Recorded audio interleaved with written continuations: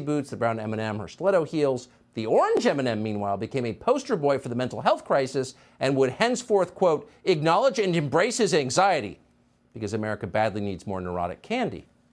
Then late last year, Mars went further. The company added obese and distinctly frumpy lesbian M&Ms to promote, quote, feminism and body positivity. In other words, explained the Mars Corporation, it's good to be fat. Have some more M&Ms. Well, we reported on this at the time and pledged a deeper investigation into it. But before we could complete our investigation, Mars announced that it's suspending its ad campaign. A chocolate vendor promoting obesity was just too shameless even by modern standards. But at CNN, they were infuriated by the news. News anchors who have not had a carb since the Bush administration became hysterical as they defended Mars's pro-fatness campaign. CNN political analyst and notably unhappy person Kirsten Powers attacked this show for our, quote, misogynist, anti-trans, fat-phobic garbage rhetoric. A former top FBI counterintelligence official is under arrest here in New York for allegedly trying to help get a Russian oligarch off the sanctions list and also dig up dirt on his political opponent. Charles McGonigal is one of the highest-ranking former FBI officials ever charged with a crime. He has pleaded not guilty. Our Kara Scannell joins us now to talk about this. One thing that I think is also really interesting, Kara, is that he used to supervise investigations into Russian oligarchs, then went to allegedly work for and get paid a lot of money by Oleg Deripaska. Yeah, I mean, that's the crux of this charge right here, right? So this is the former top official running the New York FBI field office counterintelligence operation, preeminent position in the Bureau. Now, he is charged with violating money laundering and sanctions laws because of work he did once he left the Bureau. He started working for Oleg Deripaska. He is a sanctioned Russian oligarch because of his close ties to Russian President Vladimir Putin. And what authorities say is that, you know, as you said, he supervised investigations into oligarchs, including into Deripaska, and then immediately went and started working for him after he retired. They say that he was hired to dig up dirt on a rival of Deripaska's and that he hid this relationship by using a shell company and forging signatures to try to keep the path away from him so no one could detect this.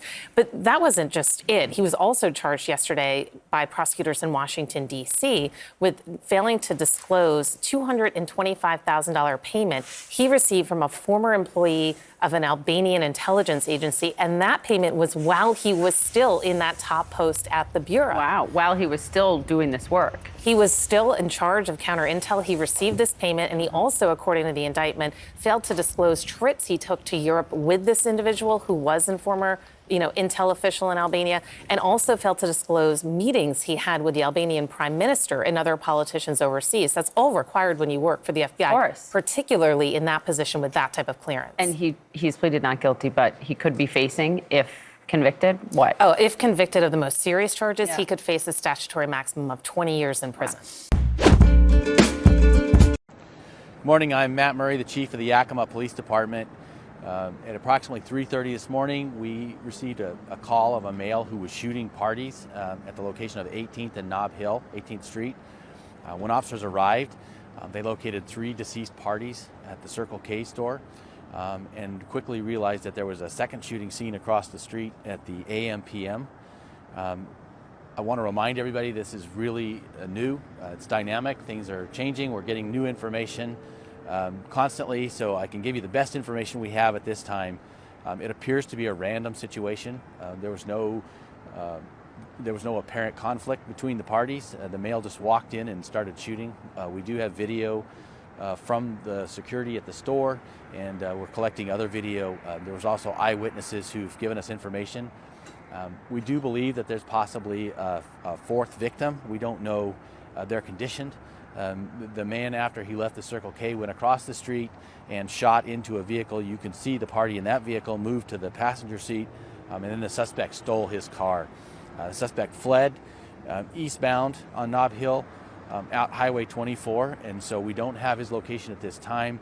The suspect vehicle is a gray or silver sedan Chrysler.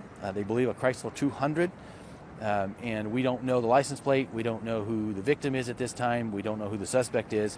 We do have some good photos of the suspect that we will be releasing shortly. I'm happy to answer any questions that you have. Did the shooting take place inside the Circle K? Both. The first shooting was inside the store. Then he came outside the store and shot a victim outside the store, and then went across the street and apparently shot one more person. And you said 3 confirmed? We have 3 confirmed deceased parties. There's a possible 4th, but we don't know. What is that status of the 4th? Like they took off? So he shot inside of the vehicle. We can see a person in there. Then he took that vehicle. So it's possible the victim's not hit, possible that they're shot and alive. It's possible they're deceased. We just don't know. And then you said took out. Last information we had was that the suspect fled eastbound on Highway 24 towards Moxie. What protocol has to be taken with that? I'm sorry? What kind of protocol is taken with that tramp? Everything we can to find them. Any other information? That's what we have at this time. We will be providing updates. I'd ask you to watch our social media, and as soon as we can put out more information, we will.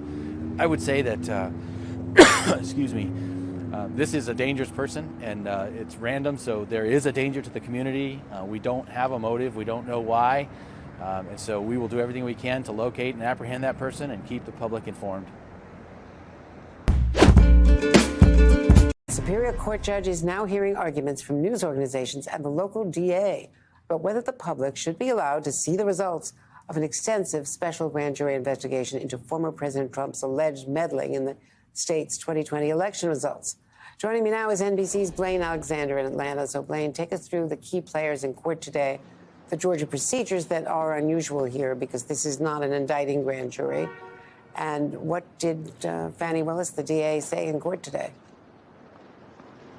Well, Andrea, that hearing is now less than 15 minutes underway. We just heard from Fulton County DA Fani Willis, and the big headline from what she says is that she does not believe this report should be made public. She stood up before the judge and said that, speaking as somebody who represents the people, she says that in the name of justice and in the name of, in her words, protecting future defendants, she does not believe that any portion of this report should be made public. This isn't something that we had heard before. Remember, up until about 5 minutes ago, we didn't know which way she went on whether or not this should be made public.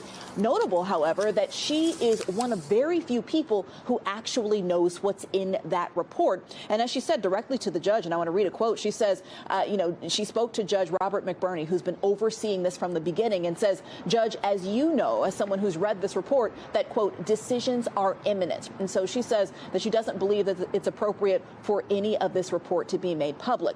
Now, we know that throughout the hearing, we're going to hear from other people, specifically members of the media, an attorney representing members of the media who are trying to make it public. They're citing what they're calling an extraordinary public interest in this case, even pointing to the fact that the grand jurors themselves, the body that actually heard all of the testimony over many months and wrote this report, says that they want it to be made public. They voted for it to be released to the public. They're going to argue on that front. But this is, again, ongoing as of right now, Andrea. Another thing I want to point out from what we've heard within this hearing is the extraordinary measures that they've gone to keep this report from leaking. Judge McBurney said from the very beginning that he actually hand-delivered a copy of that report to the DA's office, and he said he believes that that is the only report that's in circulation, the only copy in circulation. So it wasn't digitally transmitted or emailed in any way. He actually took a hard copy there, presumably to keep it from leaking out before any sort of decision is made on this. And Andrew, I think we have a little bit of sound from inside the courtroom, if we can toss to what Fani Willis had to say. We think for future defendants to be treated fairly, it's not appropriate at this time to have this report released. I, as the elected district attorney, have made several commitments to the public, understanding the public interest around this case. At this time, in the interest of justice and the rights of not the state but others, we are asking that the report not be released because you having seen that report, decisions are imminent.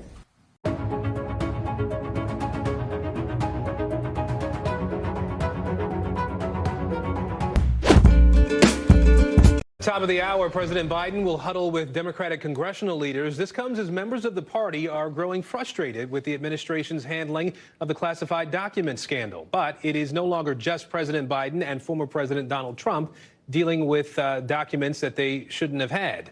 NBC News has also confirmed that classified documents were discovered at the home of former Vice President Mike Pence. NBC News White House correspondent Monica Alba is joining us now. Monica, walk us through this. What else do we know about these Pence documents found at his home in Indiana?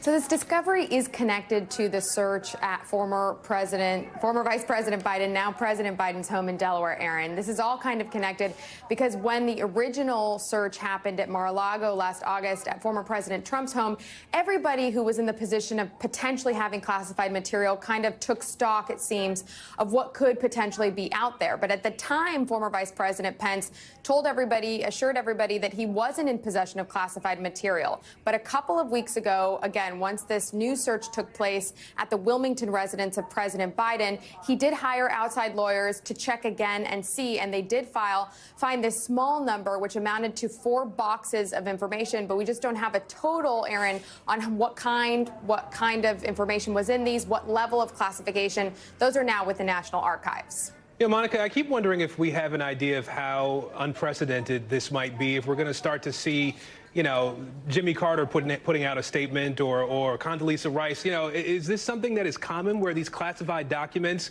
could show up or end up in some place they're not supposed to be? Well, it feels that way certainly right now when you look at these multiple cases, but I'm told by the National Archives, remember, they put out a statement last October saying all of the important information from the Bush years, the Clinton years, the Obama years, all of that was handed over, we understand, to the National Archives when all 3 of those former presidents left office, and nothing has changed there. It seems here that with former vice presidents, since they don't have a vice presidential library or somewhere else where these documents can go, maybe then they run into more of these difficulties with them being discovered at personal homes, Aaron.